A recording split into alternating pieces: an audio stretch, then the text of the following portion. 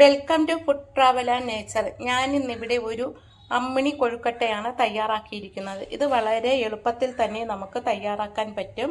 ഇത് നല്ല ടേസ്റ്റാണ്.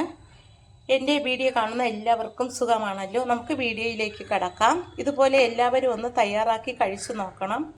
അമ്മിണി കൊഴുക്കട്ട തയ്യാറാക്കാനായി ഒരു മിക്സിയുടെ ജാറിലേക്ക് കട്ട് ചെയ്ത് വെച്ചിരിക്കുന്ന പച്ച ചക്ക ഇട്ട് കൊടുക്കാം. എന്നിട്ട് ഇത് നന്നായിട്ട് അടിച്ചെടുക്കാം. 10-12 ചുളയാണ് എടുത്തത്. ചക്ക അടിച്ചെടുത്തു, വെള്ളം തൊടാതെയാണ് അടിച്ചത്.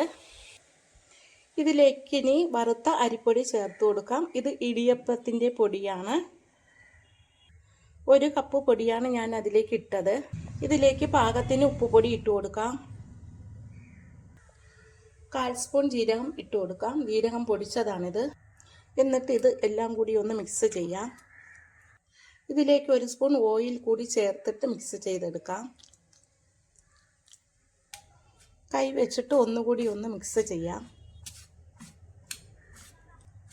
ഉപ്പും എണ്ണയുമൊക്കെ എല്ലാ ഭാഗത്തും എത്തുന്നത് വരെ മിക്സ് ചെയ്തിട്ട് ഇതിലേക്ക് ഇനി നല്ല തിളച്ച വെള്ളം ഒഴിച്ച് സ്പൂൺ വെച്ച് കുഴയ്ക്കാം. നല്ല തിളച്ച വെള്ളം കുറേശ്ശെ ഒഴിച്ച് ഇത് മിക്സ് ചെയ്തെടുക്കാം. കുറേശ്ശെ വെള്ളം ഒഴിച്ചാൽ മതിയാകും. കുറച്ചുകൂടി വെള്ളം ഒഴിച്ചു കൊടുക്കാം.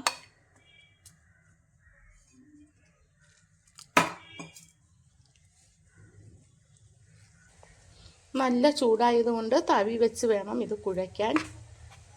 മിക്സായി വന്നിട്ടുണ്ട്. ഇനി നമുക്കിത് കുറച്ച് സമയം അടച്ച് വയ്ക്കാം.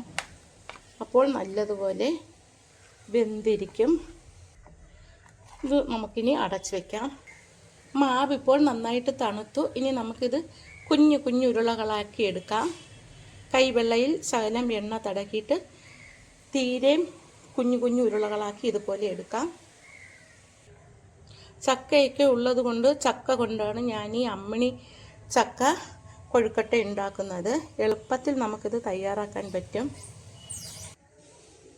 എല്ലാ മാവും ഉരുട്ടിയെടുത്തു. ഇനി നമുക്കിത് അപ്പച്ചപ്പിൽ വെച്ചിട്ട് ആവി കയറ്റിയെടുക്കാം.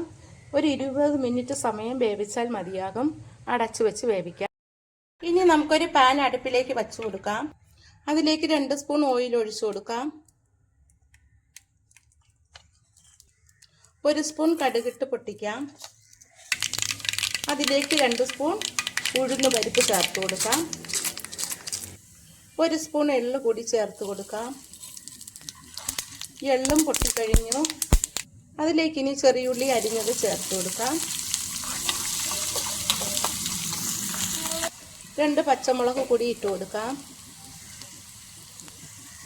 3-4 വറ്റൽമുളക് കൂടി ചേർത്ത് കൊടുക്കാം. അമ്മിണി കൊഴുക്കട്ട വെന്തു. ഇനി ബാക്കി ചേരുവകൾ നമുക്കിതിലേക്ക് ചേർത്ത് കൊടുക്കാം. താളിക്കാനുള്ളത് റെഡിയായി. ഇനി നമുക്ക് അതിലേക്ക് ചൂടോടുകൂടി തന്നെ ഈ വറുത്ത് വെച്ചിരിക്കുന്നത് ചേർത്ത് കൊടുക്കാം. ഇപ്പോൾ നല്ല ചൂടായിട്ടാണ് ഇരിക്കുന്നത്. എന്നിട്ട് ഇതൊന്ന് മിക്സ് ചെയ്ത് കൊടുക്കാം. ഇനി ഇതിലേക്ക് തേങ്ങ ചുരണ്ടിയത് കൂടി ചേർത്ത് കൊടുക്കാം. ഇപ്പോൾ ഇത് നല്ല ചൂടാണ്. കുറച്ച് തേങ്ങ ചുരണ്ടിയത് ചൂടോടുകൂടി തന്നെ അതിലിടണം. ആ ചൂടിൽ കിടന്ന് ഈ തേങ്ങ വേകും. അപ്പോൾ നല്ല ടേസ്റ്റ് ആയിരിക്കും ഇത് കഴിക്കാനായിട്ട്.